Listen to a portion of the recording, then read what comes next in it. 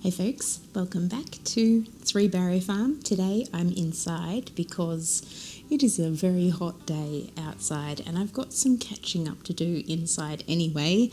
I've got dried herbs that I need to get out of the dehydrator, which I actually have just completed. So my dehydrator is ready for more herbs to be dried. I'm not going to go out and harvest them today. I'm going to get them tomorrow and start another batch. I don't want to warm up the house. It's quite cool in here, but I don't want to heat up the house too much with the dehydrators. So look at this rainbow of different oranges. Now these are what I have been drying. These are calendula petals and some flowers at the bottom. So at the bottom here, there are whole flowers that I've dried, and then these ones I've taken the petals off because I like I get more in the jar when I take the petals off, and it's more potent when it's just the leaves, or the petals, sorry. So these ones here are lighter than the ones up here because they're a little bit older. They're still perfectly fine. They're only months old, but I think also the colour just wasn't as vibrant. It's a different time of year, so they weren't as vibrant. And then I've got some yellow ones here. Then I have some pastel coloured ones in here. So it's a different calendula variety that create this sort of pastel-y colour. And then, of course, the bright orange ones on top, which are just amazing. And I love the bright orange because it makes my calendula balm that I make. Here we go. Here's one of my calendula balms.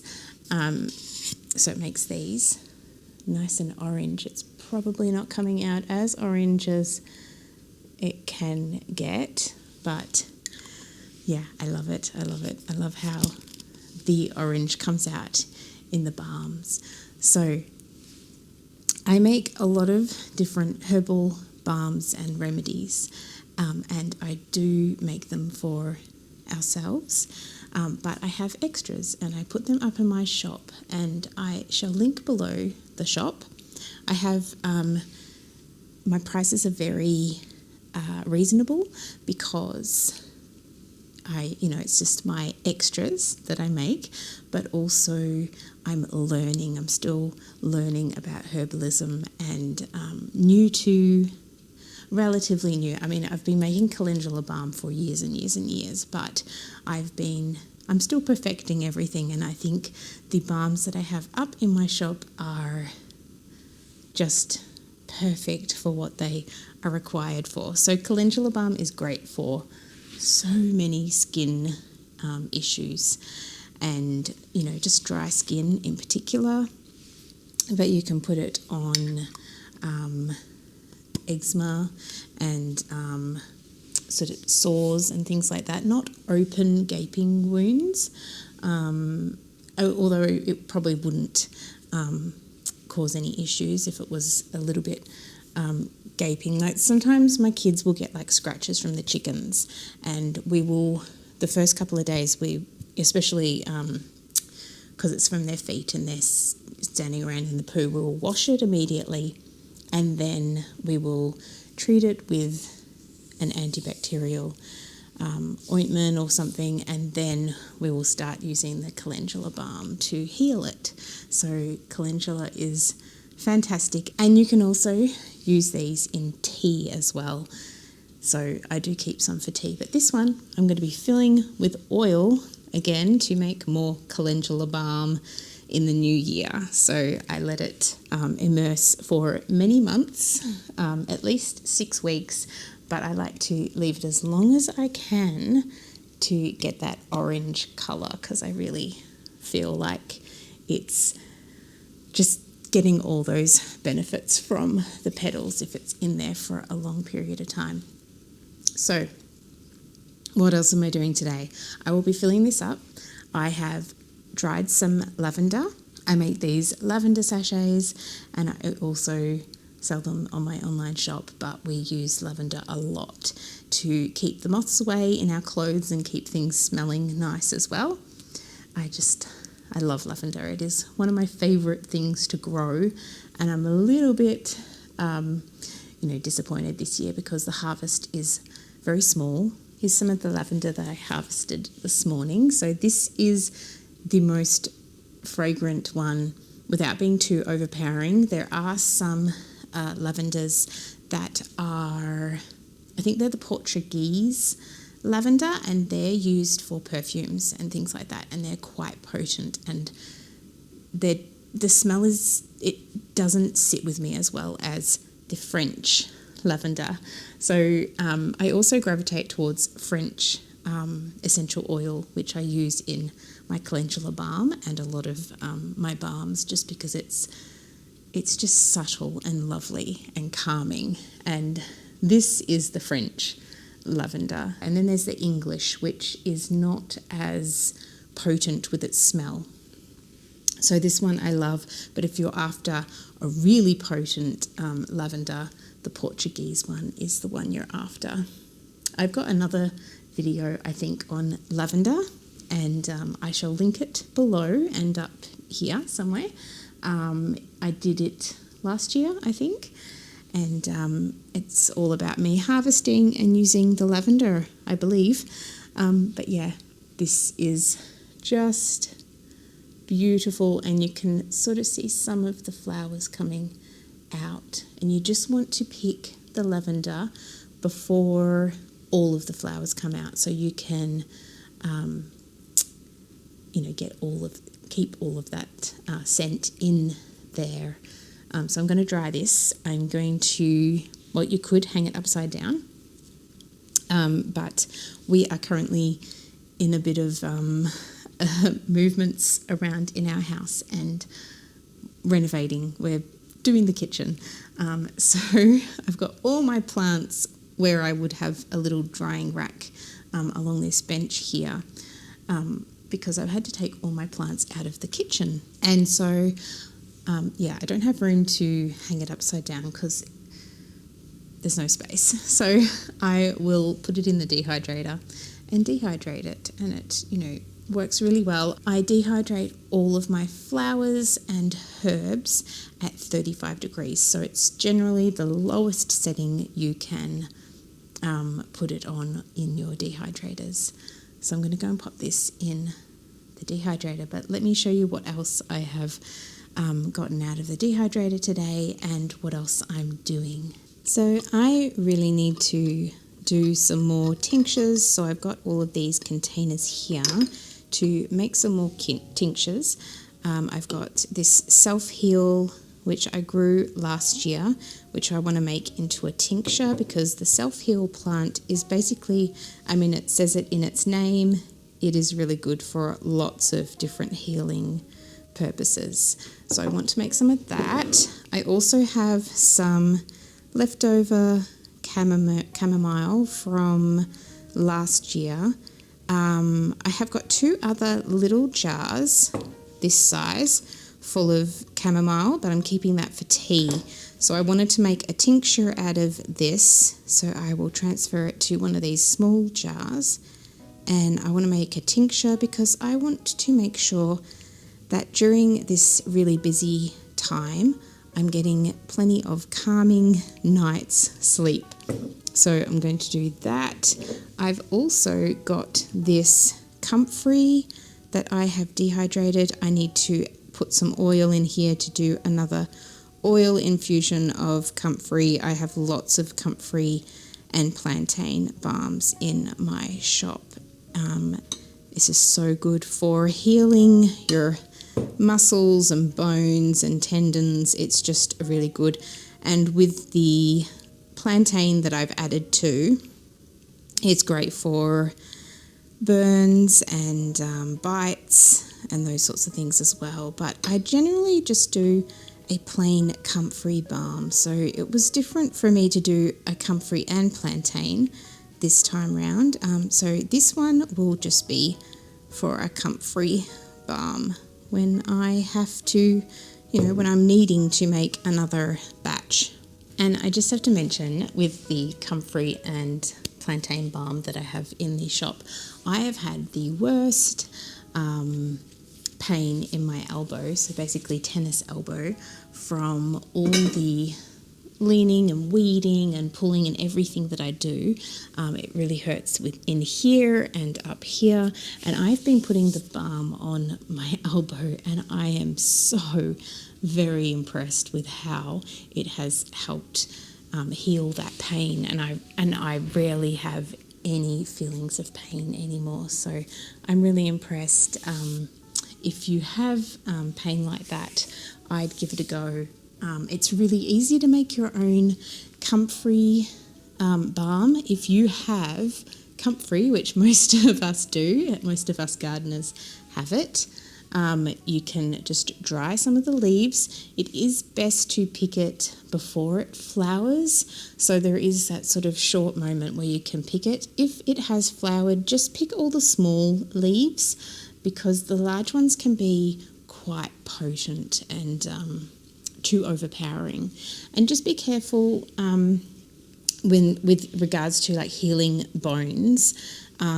It can work too quickly and too well, and there have been some doctors that have recommended to put it on every second or third day just to slow down the repairing of bones, of broken bones, and that just because it does work so very well, and it might go too fast for the healing. So as always, talk to your doctor or your natural practitioner, but do your research as well. I'm always recommending everyone to do their research because, as I said, I'm new to all of this, but I have been told by my chiro, who said that many doctors have said that it works really well. So be careful, but it is really easy to make it up. You can just search a recipe, just need to do an infused oil. So I will show you how I do my infused oil right now, and then just add it together with beeswax and whatever else you want to add into it. But yeah, it's really, really beneficial. I highly recommend it. Okay, I'm just going to top up these jars with some olive oil. Now you can use other oils as well. I'm using olive oil because it is more affordable. I do use apricot kernel oil sometimes, or avocado oil, but I don't have any of that at the moment. I've used it on all my other balms. So I'm using olive oil, and we just want to infuse it for as long as we can to get all the properties out of the plants.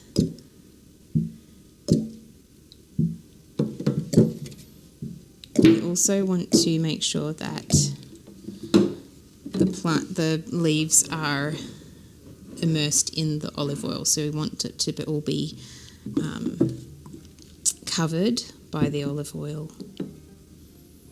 I might leave this upside down for a bit, but I've got this one here. Just gonna pop the lid on and give it a little bit of a mix. So this is the comfrey. I want it to all be completely covered, so I might need to get a spoon and just make sure that that is all covered. Okay, so I'm just going to press this all down into the oil, and we can just watch it. We can add more olive oil if we need.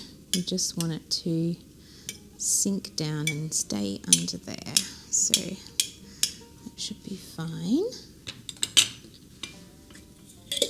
And then for the first couple of weeks, I'll just give this a bit of a shake and a turn, just to move the olive oil around the leaves. And so then after that, you'll just let it sit. So you're going to keep it in a cool, dry, dark space. So I've got a cupboard which I have all of my infusions in, and that means that they're all together. And you can set yourself an alarm to make sure that you do your little diddling. But if you put it somewhere also that you just walk past often, and maybe put a note on the door to remind yourself. Eventually you'll get into the rhythm of shaking them up, and I always have some sort of infusion going. So I either have the tinctures going, which I need to shake around, or I have the oil infusions, and I need another lot of olive oil here because there's not enough for this calendula.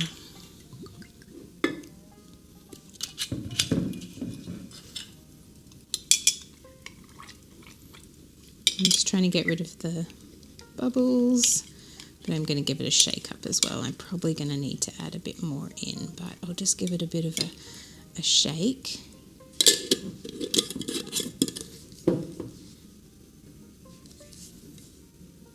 Just make sure that all of the petals are covered with the olive oil.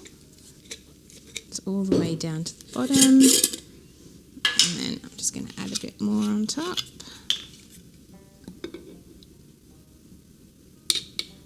Alright, there we go. That looks good.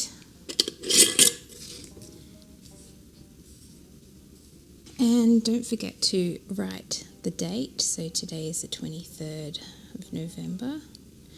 And I'm just going to write calendula in olive oil. So just, so I know exactly what is in there, because I know every time I don't label something, I always forget what is in there. And even though I've done this many a times before, it's important to label, especially this one here, because it can start to look a bit different. Now this will go a lovely green colour.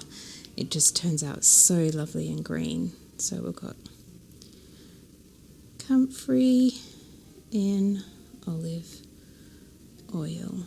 These pens are fantastic for writing on glass, and it just comes off, it just washes off. It should stay on. Sometimes I smudge them, but it should stay on until you then go to wash it.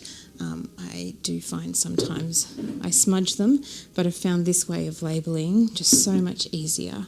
Okay, now for some tinctures. Now I have this, I love this organic vodka. You've seen me make these before, but this is 100 proof and I have got barely any left.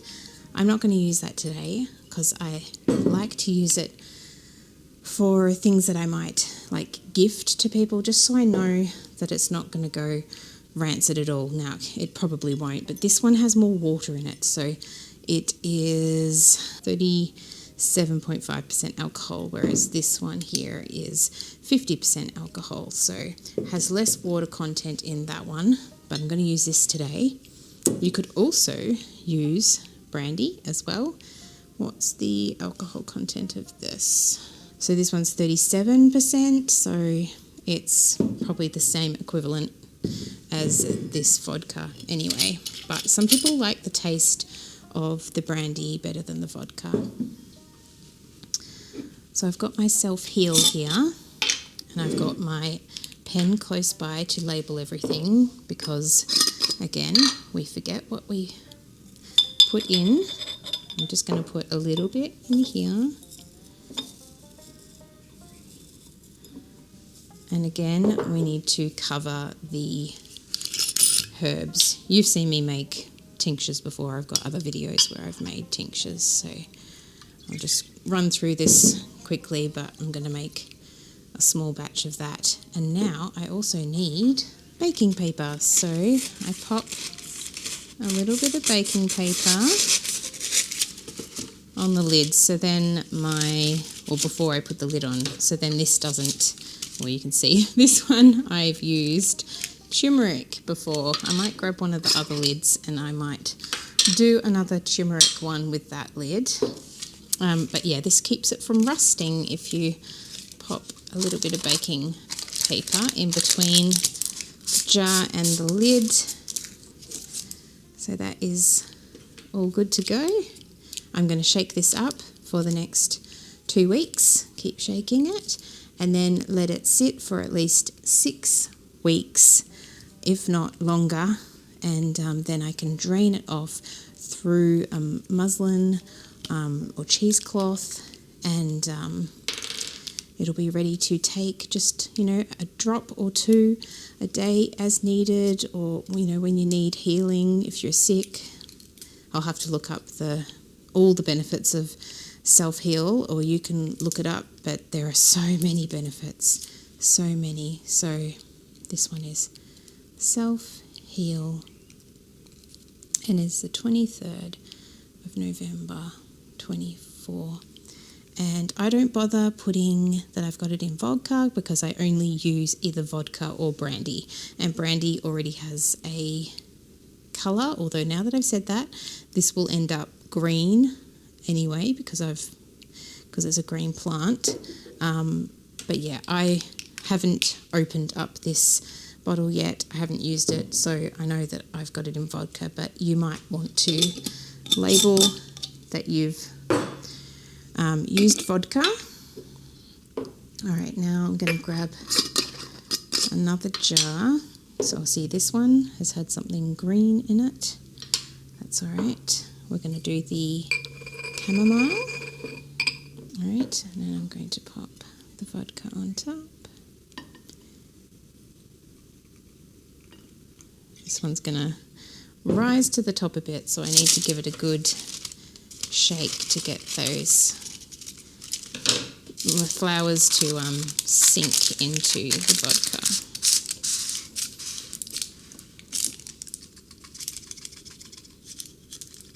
There we go.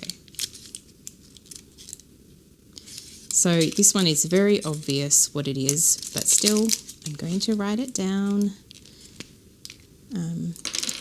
Chamomile.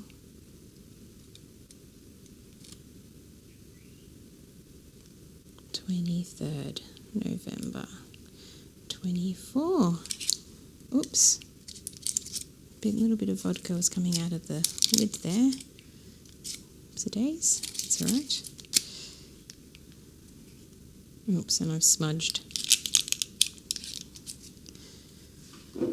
Dearie me. Okay.